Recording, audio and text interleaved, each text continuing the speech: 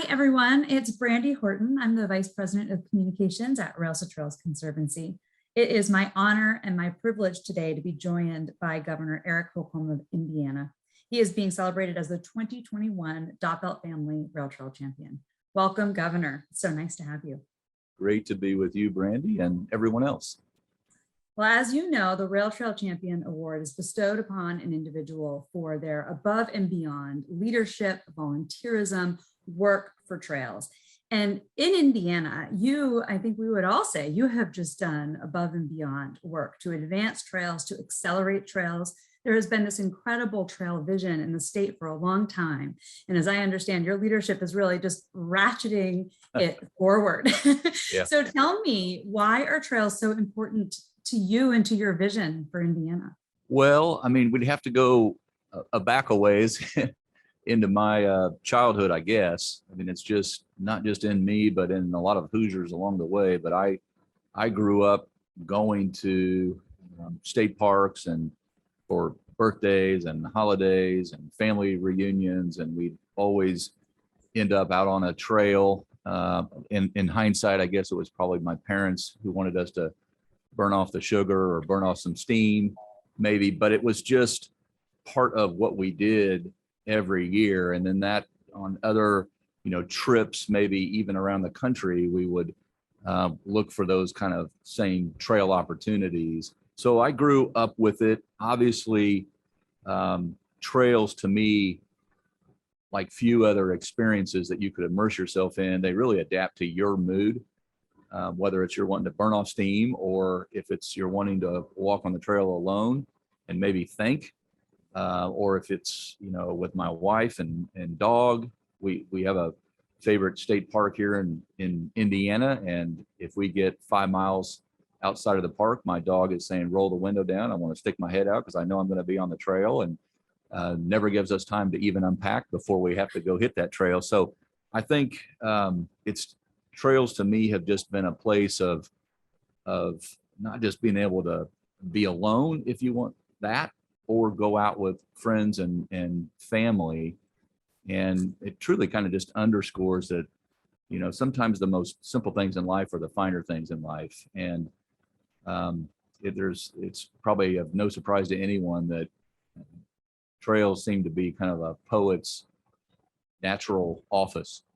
And to just be able to go out and look at, a leaf or a wildflower, or listen to a woodpecker or an owl, or just see the natural beauty surrounding you, it's therapeutic and can be celebrated again on foot, whether you're, you want to push yourself and get on a bike and work up a sweat, you name it, on horseback, you name it, and jogging or walking or riding or hiking, trails really do provide that inner peace, and that is priceless. And we saw that obviously over the course of the last couple of years here in the state of Indiana with the pandemic. People were flocking to our trails, and thankfully we had, as you alluded to, kind of a head start or a jump on that demand. And so we're fully committed to continuing to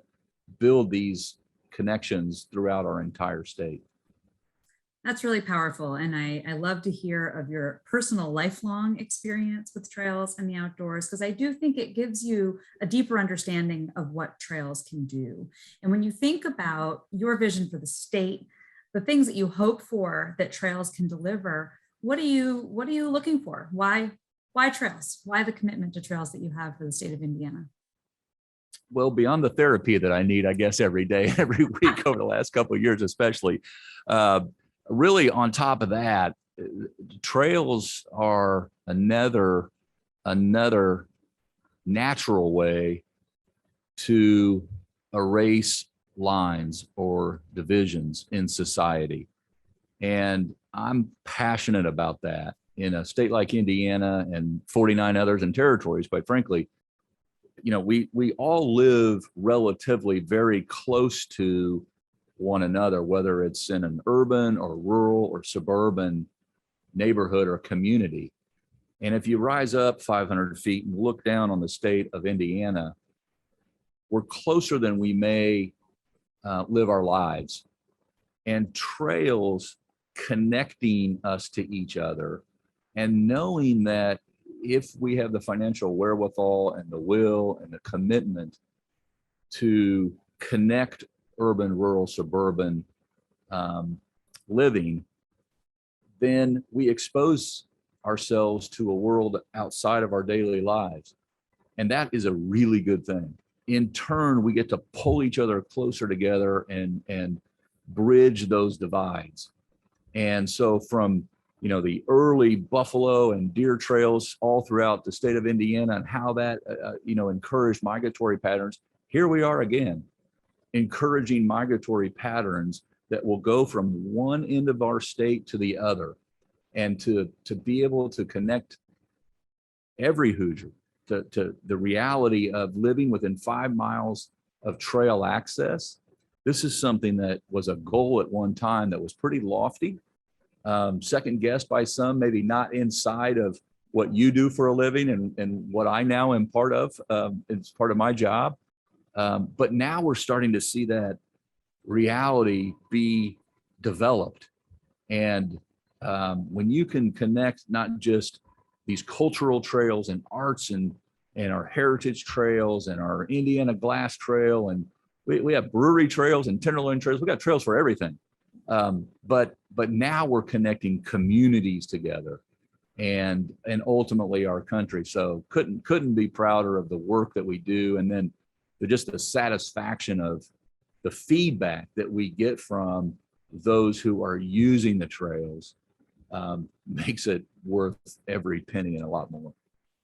Well, speaking of pennies and the connectivity and the power of that, one of the things our team working in the Midwest and working with your team in Indiana, we've been so inspired by the Next Level Trails program. We know it takes a lot of things to build trails, to connect trails. It takes a lot of public will, public enthusiasm, political will. But at the end of the day, it also takes money. Yeah. And if we don't have those resources, sometimes it can really hold a project back. So I'm curious, it's such a pivotal and innovative way to pay for trails and to really acknowledge their value to the community. What inspired that program for you? Where'd that come from? Well, I think where it really took off is, we fancied ourselves for a long time as being the crossroads of America. And what that meant to us was we wanted all roads to lead to Indiana and to markets everywhere around the country. Make it easy to get here and easy to transport your goods through our state. But that connectivity is a lot more important when you layer on top of it rails, trails, airports, water ports, transportation in general of ourselves and our products. And this is about quality of life. And this is about, when you look at vibrant communities, one thing in the common denominator is outdoor amenities. And people today want to work where they want to live. And so we approached it from how are we going to be a very attractive place to live, first and foremost, work and play and study and hopefully stay. And trails was that X factor that was always almost a luxury, that we relied on all the advocacy groups and community organizations that were out doing it all over the state of Indiana. And again, like when you rise up 500 feet and you look down and you saw this kind of hodgepodge, just because the will of advocacy groups, trail organizations that were doing it on their own. We said, how do we take this all to the next level? And we viewed it as an investment in our transportation system, in our infrastructure program, just as important as roads, bridges, rail, again, airports and water ports, and broadband internet for that matter, transporting ideas, et cetera. So we prioritized it, and we took we put our money where our mouth is, quite frankly, and we said we're going to devote a serious amount of funding to this effort for locals to partner with us. They, of course, had skin in the game just like us. And what ended up happening was the success stories spoke for themselves, and the outpouring of interest and investment really made our case for us. And now we're seeing projects all over the state of Indiana with, again, that goal. So moving, $90 million of state dollars or 60 million as a follow-up into a trail program, it is a lot of money. I don't mean to minimize that, but at the outset, people were kind of questioning, is this, we could be spending that money in other places. But it turns out the support and all the positive ramifications of those investments, again, pulling communities together, exercise, fresh breath, taking in a deep breath of fresh air, all those things added up. And now we have a chorus of individuals, both inside state government, in our state house and state senate, and all the advocacy groups are almost empowered to constantly be thinking about, how do we do more? And it's honestly, over the course of just a few years, made my job easier, if I could say it, because the case speaks for itself. Well, and I think what is so incredible is your leadership of identifying the resources, starting with that pot of dedicated funding, unlocking the support. And now it's hard to put that support away. Everyone is so enthusiastic. It just kind of builds on its own. Absolutely. I will tell you a real case example. You just reminded me of this. At the very outset of the pandemic, I didn't know how big of a financial hit our state would take. And I was thinking back to 2008, 2009, and what that did to our state budget when I was reviewing that history. And it was in the billions. And so I put on pause a number of programs, really tightened the belt, said we're going to have to weather our way through this. I still think these are all priorities, but we have got to make sure we can get through this. I heard from more legislators to fund the trail program right out of the gate. And they were right. And so we green lighted that just as absolutely quickly as we could. But they were right, because they said, people want to get outside. People want to not be isolated. People want to be active. This is 2 years ago. This is, almost 2 years ago, in March of 2020. And so this was one of the first programs that was, among others, that were put on pause, but then green lighted to get back at it. And we haven't slowed down since. And so it truly is kind of going out there and saying, we can do this, but we got to do it together. And now it's just feeding off itself. That's incredible. And I think that enthusiasm you tapped into is something we heard loud and clear when we came doing the routing exploration for the Great American Rail Trail. I've been told the story that, we came in and we said, we've got a few hundred miles. We think this is where we wanted to go. One of those trails is right behind me here, the Cardinal yes. Greenway.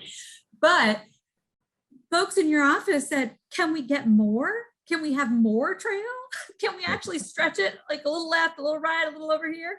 And so that to us just really reinforced the commitment of you and of your team and of your office in really building trail, connecting trail, building that interstate connection. And I'm curious, what about being a part of a project like the Great American Rail Trail, something of national significance like that? What does that mean to you? What does that mean to Indiana? Well, we feel fortunate, quite frankly. And again, back to being known as the Crossroads, we want to be the cross trails of America as well. And if that greed started coming out saying, we want more, we want more, we want more, that's just a natural expression of, we want to contribute more, or we want to show off. We've got the Indiana welcome mat out, that we're leaving the light on. We have so many things to show you around the route. You could have literally drawn that route any which way, and I would have said, don't miss going by the Indiana Dunes, the newest, national park, or don't miss going by James Dean's house. You're real close, and we could do that no matter where you were on the trail. And so if it came off as greed, it just meant we want to contribute more. But being part of a national passport, if you will, for this trail is a huge deal to the state of Indiana, because we truly do want to put the heart in the heartland and want folks to see all that we have to offer along their, coast to coast journey, because America has so many differing terrains and exposures that the heartland is something special, and we want to be part of that, and I'm proud to be. And I think that your enthusiasm for the trails, for the strategy that's needed to get these projects done and done quickly, the acknowledgement of how important these outdoor spaces have been to folks during this incredibly difficult time, all of that is infectious and such a huge part of why we are honored to celebrate you as the Rail Trail Champion for 2021. It's really exciting. And I have one final question for you. And this one is a little fun, maybe a bit of a wager. I've been told that it was fair to ask. And that is, what are your state is 50% complete, roughly, a little bit more, in Indiana for the Great American Rail Trail. That's what are right. the odds that Indiana is the first state to finish its portion? High odds. Challenge accepted. We're gonna be paying close attention to the competition, but we won't wait for second to catch us. I love it. That's perfect. Well, thank you so much, Governor. Thank you so much for all that you do for trails. We appreciate you. Brandy, if I could just say one last thing, and that is, I feel like a little bit of a Johnny come lately, because again, while I'm all in, Indiana is all in, and we're going to continue to be, but there were so many community advocacy groups who were doing this for years in advance that we recognized. How do we help connect the dots? How do we help connect these lines all over the state of Indiana? And it really was, they were the pun intended trailblazers, and we're just piling on the praise. So until we meet again, happy trails to you all, and honor accepted on behalf of all of their hard work. Thank you. Thank you so much. We appreciate it.